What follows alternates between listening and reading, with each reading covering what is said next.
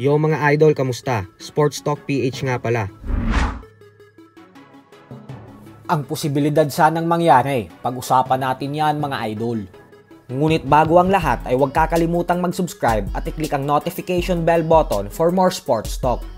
So alam nga po nating lahat na lalaban sa undercard ng Manny Pacquiao vs Mario Barrios ang mga Pinoy boxers na sila Mark Magsayo, Jerwin Angcahas, Yumir Marshall at Jimwell Pacquiao. Subalit atin nga pong napag-alaman sa isang lehitimong source na siyang member din ng Emperor Promotions na kung nagkataon lang daw sana na nakipag-ayos ang kampo ng former 3 Division World Champion angas ng Pinas, General Casimero sa Emperor Promotions, ay nasa undercard din daw sana ngayon ni Pacquiao si Casimero. Hanggang ngayon daw kasi ay handa pa din naman umanong tanggapin ng Emperor Promotions si Cuadro Alas, kung saan gusto daw ng mga ito tulungan si Casimero. Maging si Emperor Promotions President Sean Gibbons ay bukas din daw ang pinto na patawarin si Casimero at tulungan itong maibangon ang lumulubog na karera nito sa pamamagitan ng pagbibigay ng magaganda at malalaking laban. Pero ang kondisyon po kasi ng MP Promotions ay handa silang tulungan si Casimero pero dapat umano ay hindi muna nito isasama ang kanyang kapatid na si Jason. Pero mas nangibabaw umano ang pride ni Casimero kaya mas pinili nitong magsarili at huwag makipag-ayos sa MP Promotions. Maging si Manny Pacquiao po ay hindi na din nagsasalita patungkol sa angas ng Pinas. Kaya naman madaming Pinoy boxing fans ang nanghihinayang sa pagkakataon na ito na makalaban sana si Casimero sa undercard ni Pacquiao sa Las Vegas, Nevada. Kapag nakalaban ka kasi sa undercard ni Pacman, ay napakalaki talaga ng maitutulong nito sa karera ng isang fighter.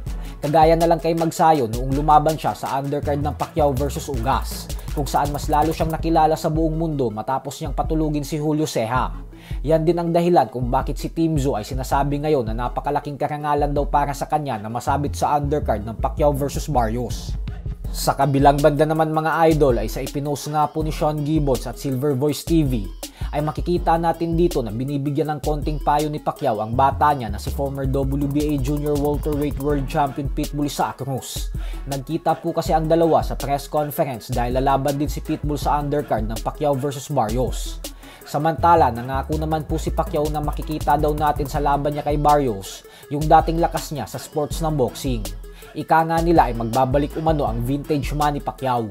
Paliwanag ni Pacman na magmula daw kasi nang mag-ensayo na siya ng seryoso, ay napagtanto niya umano na andun pa din daw pala talaga yung abilidad niya sa pagboboxing at na hindi pa din daw nawawala yung passion niya sa sports na ito.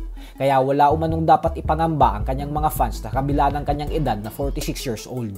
So hanggang dito na lang po muna tayo mga idol.